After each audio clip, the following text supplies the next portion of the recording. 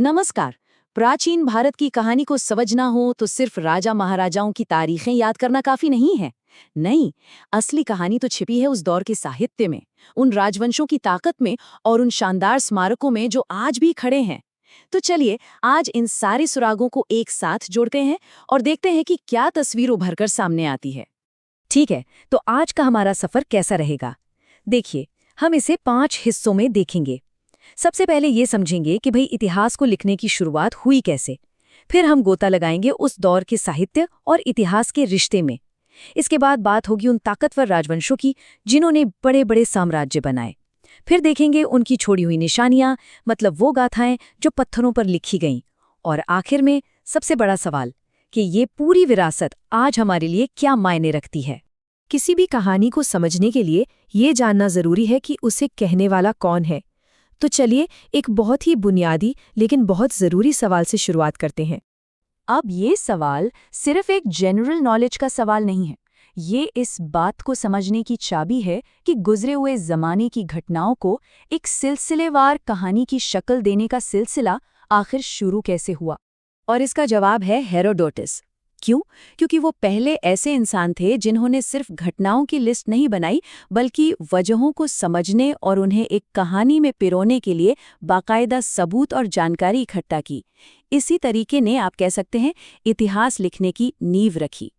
इतिहास सिर्फ तारीखों और लड़ाइयों का लेखा-जोखा नहीं होता, खासकर जब बात भारत की हो। यहाँ इतिहास कहानियों में, कविताओं में, नाटकों में सांस लेता है। तो चलिए अब देखते हैं कलम की उस ताकत को जो हमें उस दौर के समाज, सोच और संस्कृति की गहरी झलक देती है। अब देखिए, इस तरह की जो मैचिंग होती है वो हमें सीधे सीधे दिखाती है कि कौन से महान विचार किस कलम से निकले। जैसे अश्वघोष ने भगवान बुद्ध के जीवन पर बुद्ध चरित लिखा, तो बाण भट्ट ने संस्कृत गद्य का एक शाकार कादंबरी रचा। ये सिर्फ किताबें नहीं हैं, ये तो उस जमाने के ज्ञान और कला के पिलर्स हैं, सबसे बड़ी मिसालें हैं। और उस दौर में रचनात्मकता का आलम क्या था, इसका अंदाजा इस बात से लगाइए कि अकेले महाकवि भास ने 13 नाटक लिख डाले और उनमें से हर एक आज भी भारतीय साहित्य का एक अनमोल रत्न माना जाता है। कमाल है। तो यहाँ सबसे जरूरी बात यह है कि साहित्य सिर्फ कल्पना की उड़ान नहीं था। कल्हड़ की राजतरंगिणी जैसे ग्रंथ तो सीधे सीधे राजाओं का इतिहास बताते हैं, और ये इस बात का पक्का सबूत है कि साहित्य और सत्ता का रिश्ता हमेशा से कितना गहरा रहा है। अच्छा, जब साहित्य में राजाओं का जिक्र आ ही गया है तो क्यों न सीधे उन शक्तिशाली राजवंशों की दुनिया में ही चला जाए। वो लोग जिन्होंने उस दौर के साम्राज्यों की नींव रखी और इतिहास का रुख ही मोड़कर रख दिया। ये जो टाइमलाइन है ये हमें बताती है कि वो दौर कितनी उथल-पुथल से भरा था। पाल वंश के उदय से लेकर पृथ्वीराज चौहान की हार तक सदियों तक ताकतवर साम्राज्य बनते रहे, टकराते रहे और बिखरते रहे। मतलब सत्ता का खेल लगातार जारी था। अब ये वाला हिस्सा ना बहुत दिलचस्प है। सोचिए, राजा सिर्फ जंग ही नहीं जीतते थे, वो शब्दों से भी अपनी ताकत दिखाते थे। परम भट्टारक, महाराजाधिराज, ये सिर्फ टाइटल्स नहीं थे, ये तो एक तरह का पावर स्टेटमेंट था। ये दुनिया को बताने का तरीका था कि हम सिर्फ राजा नहीं, हम राजाओं के भी राजा हैं। मतलब अपनी धाक जमाने का एक जबरदस्त तरीका। इन राजवंशों ने अपने पीछे सिर्फ कहानियां ही नहीं छोड़ी, बल्कि एक ऐसी विरासत छोड़ी जिसे हम आज भी अपनी आंखों से देख सकते हैं, छू सकते हैं।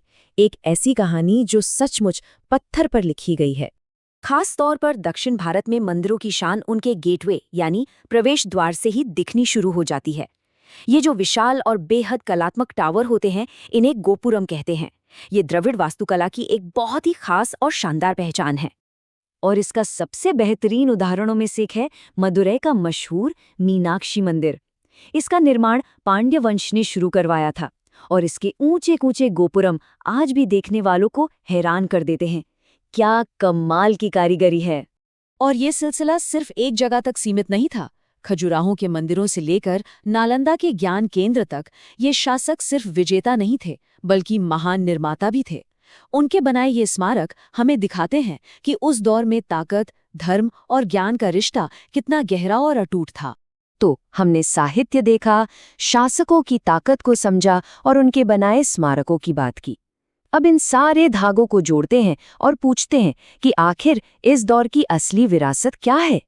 देखिए, असली बात यह है कि ये सब चीजें अलग अलग नहीं थी, ये सब एक दूसरे से जुड़ी हुई थीं। कवि अक्सर राजाओं की शान में लिखते थे और राजा मंदिरों के निर्माण के लिए पैसा देते थे।